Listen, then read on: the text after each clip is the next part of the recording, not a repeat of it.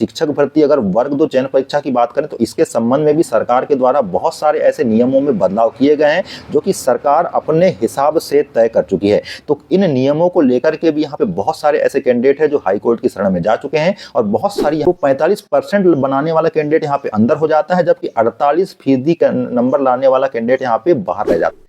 नमस्कार दोस्तों, शिक्षक भर्ती के संबंध में योग्यता और शर्तें जो सरकार के द्वारा निर्धारित की गई थी, उन योग्यता संबंधी शर्तों में अब यहाँ पे बहुत जल्द बहुत बड़ा बदलाव आपको देखने मिलने वाला है।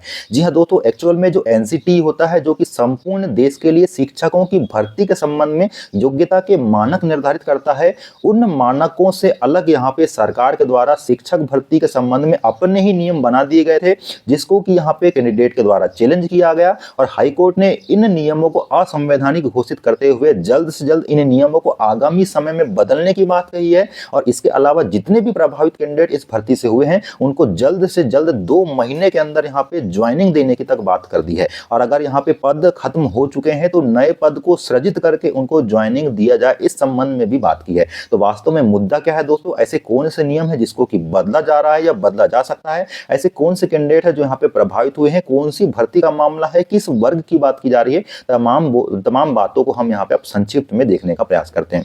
दोस्तों, मामला एक्चुअल में यहाँ पे 2018 की जो भर्ती है वर्ग 1 यानी कि उच्च माध्यमिक शिक्षक की, उससे जुड़ा मामला है। जहाँ पे शिक्षकों की भर्ती के संबंध में शासन के द्वारा यहाँ पे जो योग्यता निर्धारित की गई थी भर्ती के संबंध में, वो ये थी कि आपका यहाँ पे 2nd डिवीजन होना अनिवार्य है पीजी यानी कि पोस्ट ग्रेजुएशन में। मतलब अगर आपकी मार्कशीट जो कि पीजी की है उसमें अगर द्वितीय श्रेणी लिखा हुआ है तो ऐसी स्थिति में ही आपको वर्ग 1 भर्ती के लिए कंसिडर किया जाएगा अगर आप यहाँ पे मेरिट में स्थान बना लेते हैं तो।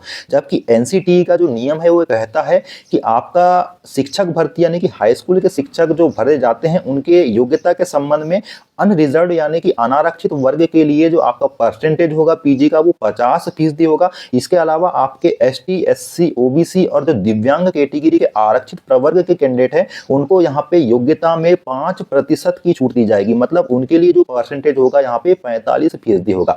किसी भी प्रकार के डिवीजन की बात यहाँ पे आपके एनसीटी के नियम में नहीं कही गई है, जबकि यहाँ पे शासन ने निश्चित कर दिया था कि आपका 2nd डिवीजन होना अनिवार्य है। अब यहाँ पे दिक्कत कहाँ पे आती है? अब यहाँ पे दिक्कत ये आती है कि कई सारे ऐसी यूनिवर्सिटीज है जो आपकी 50% को 2nd डिवीजन मानती है और कुछ यूनिवर्सिटीज ऐसी भी है जो यहाँ पे 45% को 2nd डिवीजन मानती है। तो ऐसी स्थिति में यहाँ पे अलग अलग अंतर की वजह से 50% वाले कैंडिडेट तो यहाँ पे जो मेरिट में आए थे वो लग चुके थे, लेकिन 45% यहाँ पे नंबर लाने वाले जो कैंडिडेट थे मेरिट वाले उनको नहीं लिया गया था, क्योंकि उनकी मार्कशीट में 2nd डिवीजन नहीं लिखा गया था। इसलिए उन्होंने यहाँ पे नियमों को चैलेंज किया और एनसीटी के नियमों से जब मिलान किया गया तो ये पाया गया कि एनसीटी ने तो यहाँ पे 2nd डिवीजन की बात कही ही नहीं है। उसने तो बस यहाँ पे योग्यता में 5% अंकों की छूट देने की बात की है।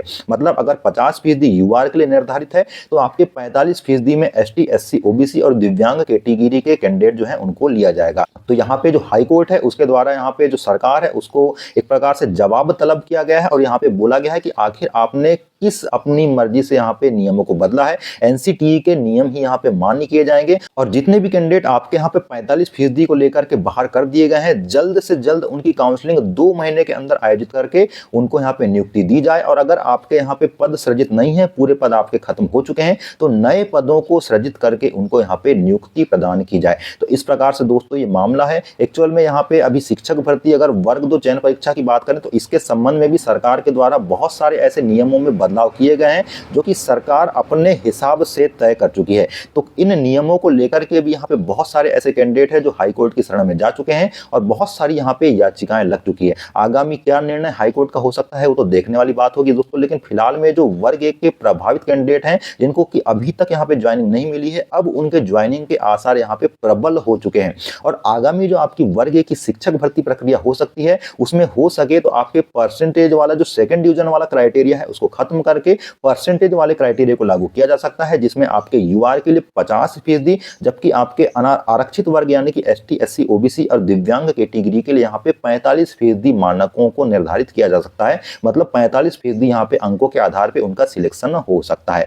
2nd डिवीजन की बाध्यता को खत्म कर दिया जाए। तो आगे क्या कंडीशन हो सकती है दोस्तों, उस पर भी हम यहाँ पे बात करने का प्रयास करेंगे। बहुत सारी ऐसी समस्याएं हैं दोस्तों जिसमें दोहरे यहाँ पे परसेंटेज और दोहरे मानकों की वजह से। अब आप ये बताइए कि एक कैंडिडेट जो ऐसा है जिसको कि 50% नंबर लाने पे सेकंड डिवीजन कंसीडर किया जाता है, जबकि एक यूनिवर्सिटी ऐसी है जो कि 45% लाने पे ही सेकंड डिवीजन कंसीडर करती है। अगर कोई कैंडिडेट यहाँ पे 50% सेकंड डिवीजन माने जाने वाली यूनिवर्सिटी से अगर वो पढ़ाई कर रहा है तो उसकी ऐसी स्थिति में 48 अगर परसेंटेज आ जाते हैं तो वो सेकंड डिवीजन नहीं बल्कि थर्ड डिवीजन आ जाता है। जबकि कुछ यूनिवर्सिटी जो 45 को यहाँ पे सेकंड डिवीजन मान रही है तो वो 45% बनाने वाला कैंडिडेट यहाँ पे अंदर हो जाता है, जबकि 48% नंबर लाने वाला कैंडिडेट यहाँ पे बाहर रह जाता है। तो यहाँ पे यूनिवर्सिटीज में आपके सेकंड डिवीजन का जो क्राइटेरिया है इस वजह से विषमता उत्पन्न हुई है। तो इस विषमता को दूर करने की बात यहाँ पे माननीय हाईकोर्ट के द्वारा कही गई है और वास्तव में दोस्तों ये सही प्रतीत भी होता है। मानकों को अगर देखा जाए तो परसेंटेज को ही लेना चाहिए, सेकंड डिवीजन के क्राइटेरिया को खत्म करना चाहिए। ये मेरा अपना व्यक्तिगत अनुभव है दोस्तों। आगे भी इसी प्रकार की तमाम अपडेट आपको इस वीडियो के माध्यम से मिलती रहेगी। चैनल से जुड़े रहना है, चैनल पे इसी प्रकार का यूं ही प्यार बनाए रखना है। आगे जो भी अपडेट हो सकती है, तब तक के लिए नमस्कार।